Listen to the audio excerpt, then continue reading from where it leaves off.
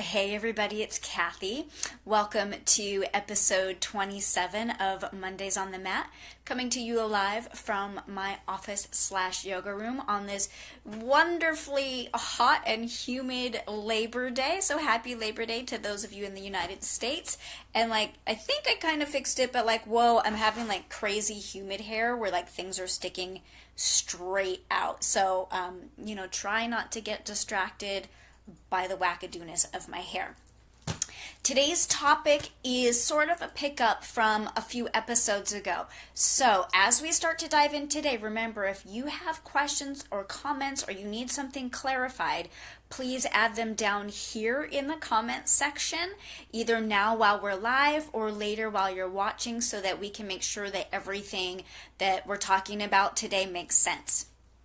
Today we're going to be talking about Satya, which is one of the yamas in both the Hatha yoga practice and a Raja yoga practice. So if you're not familiar with the difference between Hatha yoga and Raja yoga, I did talk about that in episode 2 and a little bit in episode 3 of Mondays on the Mat. So you can cruise back after this and take a look at those episodes to bring you up to speed on Hatha yoga versus Raja yoga.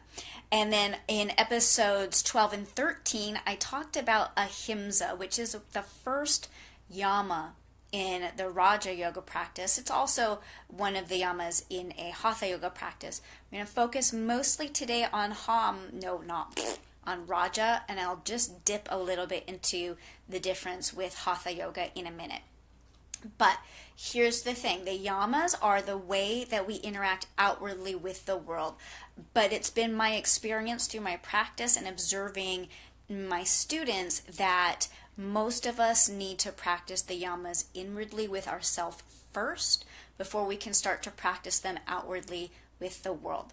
So that's going to bring us to the second yama, which is Satya. It's spelled Satya, and it means truthfulness. Both the Pradipika, Hatha Yoga Pradipika, which is, I know, backwards because of the camera, and the Yoga Sutras define Satya as truthfulness. That's it. It's that simple of a definition. But when I started to think about Satya and truthfulness and our lives as women, I was like, this is kind of not so simple. And I've got all of these notes. And if we talk about truthfulness a little bit, this is one of the areas I struggle with, is because there's so much I want to talk to you about and share with you and have a conversation about, that I can get a little bit all over the place. So we're going to do our best to stay focused, and if I go off track, we'll come back on track at a later date, or if I feel like there's not enough time to give you all the information, we'll just come back and do it again next week or at a later time. So Satya means truthfulness. I'm going to pop open the Yoga Sutras here, which is just a book that I love. You can tell because it's so full of post-it notes and stickers and highlights and things like that. And so right out of the book, what this says about truthfulness is, to one established in truthfulness, actions and their results become subservient. So what that means is, if you always, 100% of the time, speak the truth, what you say will manifest into reality, whether that's something positive or negative, deliberately harmful or deliberately helpful. And so there can almost be this real sense of responsibility when you're speaking the truth. And there was one thing I wanted to say to you about that. It says, if you are always truthful and no lie comes from your mouth, a time will come when all you say will come true. So again, it's this whole responsibility that if you're always truthful, things are going to happen the way you say them to. And I don't think that that's easy. Absolutely not. And the other thing it says is, when the mind becomes clear and serene, the true self reflects without disfigurement, and we realize the truth in its own original nature. And all of a sudden it starts to sound a little bit gobbledygookity about what the heck is this real truth anyway, and blah. So if as this conversation goes on, you're kind of like, I cannot even keep track of what the heck you're saying out of the Hatha Yoga Pradipika. And so Hatha Yoga addresses the physical body before it addresses the mind, whereas Raja Yoga addresses the mind before it addresses the physical body. So if we start to get into this conversation about your true self and your higher self and the divine and the universe, and you're like, what, crazy lady? Listen to what it says in the Pradipika. I think this is really valuable. The mind should never be forced to attempt something which feels unnatural. When it comes spontaneously, there will be no suppression. If you force yourself to do something which is going against your nature, you will develop all sorts of psychological complications. Keep the yamas and niyamas in mind and let them develop naturally. So as we start to talk about truthfulness and things get a little bit heavy and you can't wrap your brain around it, just remember, do your best to be truthful in really simple things like, I don't really like the outfit I'm wearing, I want to change. Or, you know what, no, I don't want dessert right now, thank you. And so with truthfulness and interacting with others, ahimsa needs to come into play. And ahimsa is non-harming and non-violence. So there's a way that you can be truthful with other people and also be kind and non-harming. So here's a really great example of truthfulness out of my own life in a way that I am kind and non-harming if it arises. So the truth is, I don't like Starbucks, like not even a little bit. I haven't consumed a Starbucks in probably like 15 years, if not even longer. But not everybody knows that. I don't walk around, like I don't like Starbucks. And so on occasion, someone will give me a gift card for an occasion or as a thank you or something like that. And I always am so grateful to receive a gift from someone for their generosity, for the time and the effort they took, and the fact that they were thinking about me. And so when I receive a gift of a Starbucks card, I thank them profusely. I'm so grateful to receive a gift. Absolutely. And that is truth. I don't turn around and then say, but I really don't like Starbucks, because that's going to a little bit hurt their feelings and make them feel a little bit rejected.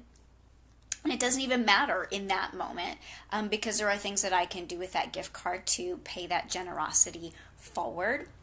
And so I'm still really honoring and being truthful to the gift giver, as well as to perhaps someone else that I might pay that kindness forward to.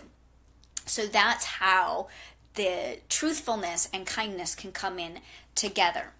So one more thing I want to say about what the Pradipika said about if this stuff with truthfulness and it starts to get too deep and confusing. Let me show you. This is my crazy drawing of something called the subtle body. And again, I know the words are backwards because I got super crazy, like motivated in the 5 minutes before the video started to tell you about this.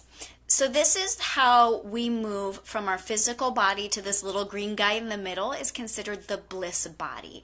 And the way that we move to bliss is from the outside in. So this first one that's drawn in black is the physical body. And if you're newer to yoga and newer to these concepts of the yamas and the niyamas and Satya, you may not be ready to really even digest all of that, because you're still like, I'm trying to figure out how I actually lift my toes up off of the floor while standing in Tadasana. Or I'm really just trying to figure out what hand goes where and when and how I'm supposed to breathe all at the same time.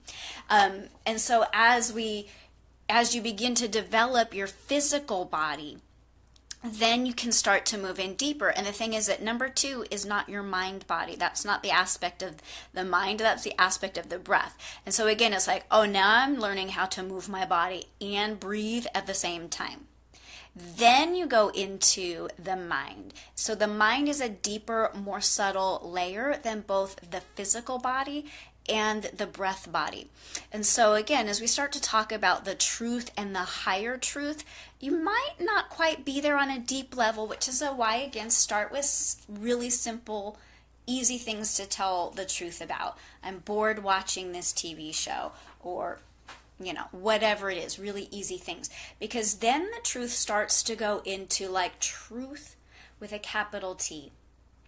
And so when you're starting to get ready to live your truth, and you probably hear yoga people say this sometimes, like, live your truth, be your highest self, live that place. And you're like, okay, I kind of want to, but I really don't know how to do that. You have to learn how to get quiet first. And again, this is why moving in those layers of the subtle body can take some time.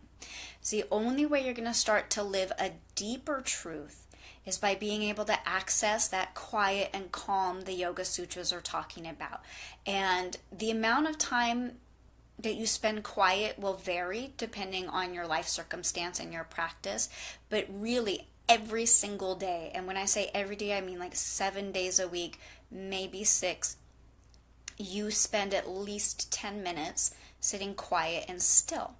And I totally get that this is hard. They did research where people would rather shock themselves than sit quiet and still for 15 minutes. So it is going to take a little bit of time and discipline. But if you can get to that place where you can sit quiet and still for 10 minutes a day, it's training your mind to start to listen to what's happening inside rather than what's happening outside. And you can add on to that with some journaling or answering questions for yourself when you can get to that quiet place. Because when we start to get to truth with a capital T, the realization and that self with a capital S and that kind of gobbledygook from the Yoga Sutras is talking about the fact that you are the divine bursting forth through you as you. And anything that resonates as truth, like the dog getting up and like, she's not into today's lesson, I guess. Anytime you start to access the truth, what's really happening inside is that you're accessing the divine's expression of itself through you as you. And so this is big stuff. And what happens is when you start to live that truth, you're contributing to the growth and expansion of your soul, which contributes to the growth and the expansion of the universe. And this is where, again, living truthfully becomes like a huge, deep concept and a huge, deep way of being in the world. Because I think that some of us feel like, well, my life can't contribute to the world unless I've got 10,000 Instagram followers. Or my life can't contribute to the world until I'm famous. Or my life can't contribute to the world until I've got $1 million in the bank. And that's really 100% something that's false. You contribute to the growth and expansion of the universe when you hear the truth that's being called forth from you and you live it, period. And sometimes it's really something simple. Sometimes it's like, I really just want to take a yoga class. And you have to trust that that's contributing to the growth in some way. Sometimes it's a little bit harder. I'm really bored with my job and I need to move on. But moving on means I need continuing education, and the only place I can get continuing education is out of state. I don't know. So like that's when truth starts to get a little bit more challenging, or like this relationship isn't fulfilling me anymore, and either the dynamics of the relationship need to change or I need to move on. And so when we start to grapple with these deeper truths, as women especially, I feel like we can start to struggle because we don't want to hurt somebody else's feelings, because we don't want to be the person that rocks the boat.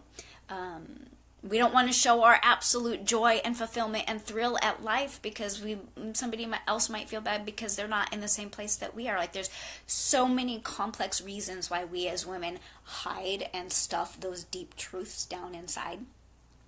And it can be scary and we can feel unsafe, which is why you need to stay grounded in your yoga practice as you begin to really express truth. Because quite honestly, when we get to those places, we might rock the boat.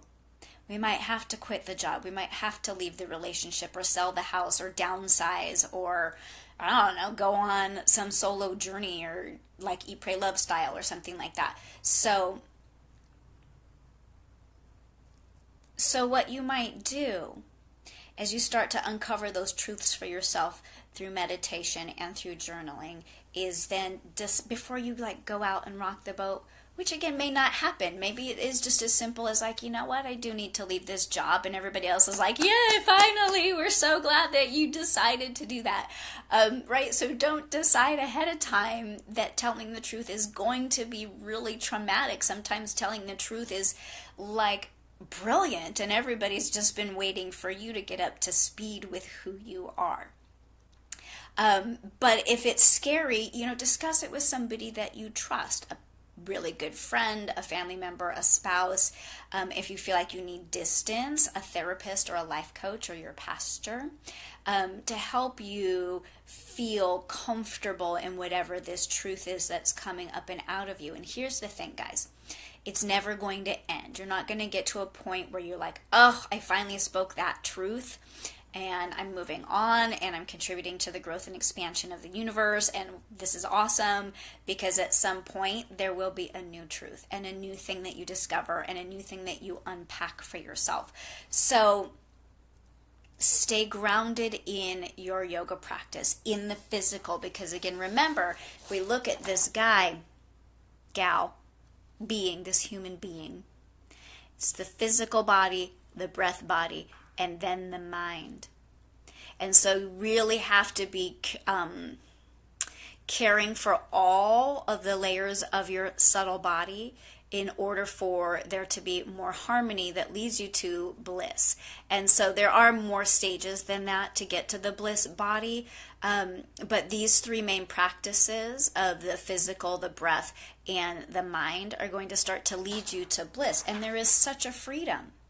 There is so much freedom in speaking that truth, because the thing is, again, if you are the divine bursting forth through you as you, and you are, and the divine cannot be wrong, ever. So every little bit of truth and every whisper and every prompting that you hear from the inside is the universe wanting to grow and expand through you.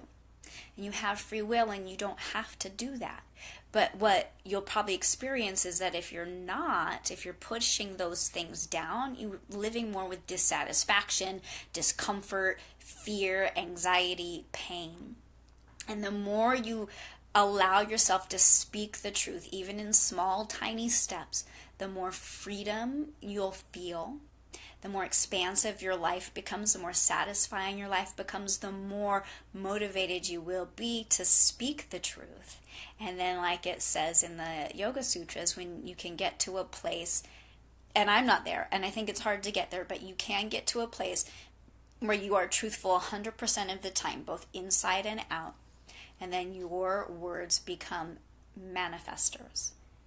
Like I said, guys, this topic goes from simple to complex really fast. Satya, truthfulness.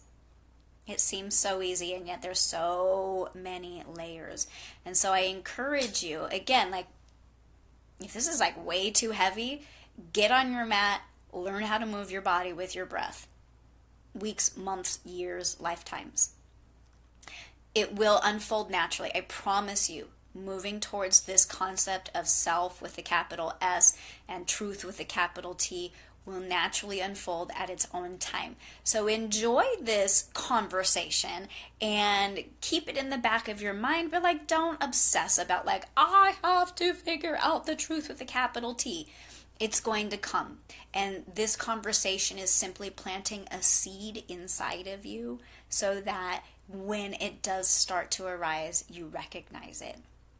There's so much more I would love to share with all of you about Satya and the rest of the yamas and niyamas and living a life that is full of love and connectedness. And oh my gosh, days, we could go on for days, but I'm not going to because it's Labor Day and you guys are enjoying your holiday. So see me in class this week, or this whole month of September. We're going to be working on posture and standing tall and comfortable and feeling that sense of freedom in our bodies.